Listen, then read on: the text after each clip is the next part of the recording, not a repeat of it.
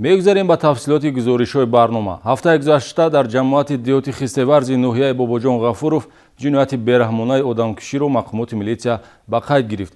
Парвиз Сайфиддинови 27 сола бо истифода аз корди хоҷагӣ ҷияни 6 сола ва ҳамсари бародарашро ба ҳалокат расонид.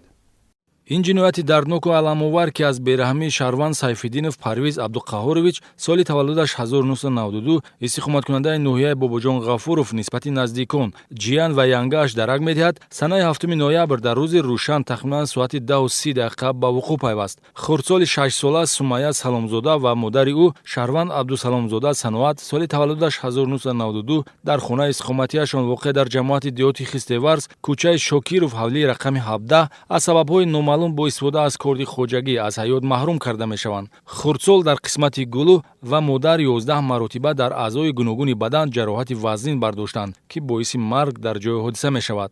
чаро гумонбаршуда чунин иқдоми ҷиноятиро нисбати ҳамсари бародар ва фарзанди ӯ ки дар як ҳавлӣ мезистанд раво дид, то ҳол норӯшан аст, зеро вайронии муносибати ӯ бо аъзои оилаи бародар ки боиси интиқомгирӣ гардида бошад мавҷуд нест. зоҳиран ҳам нуқсе дар саломатии ҷисмонӣ ва равонияш дида намешавад. эҳтимоли мавҷуд будани нуқси равонӣ дар саломатии гумонбаршуда Парвиз Сайфиддинов фарзияест ки санҷида мешавад. ҷози қайд аст ки дар рафти тафтиши пешакӣ хулосаи ташхиси мутахассиси равоншинос гирифта хоҳад шуд. Айни ҳол аз рӯи ҳодиса бо моддаи 104 кодекси ҷиноятӣ одамкушӣ парвандаи ҷиноятӣ оғоз гардида тафтишот дар мақомоти прокуратураи ноҳияи Бобоҷон Ғафуров идома дорад.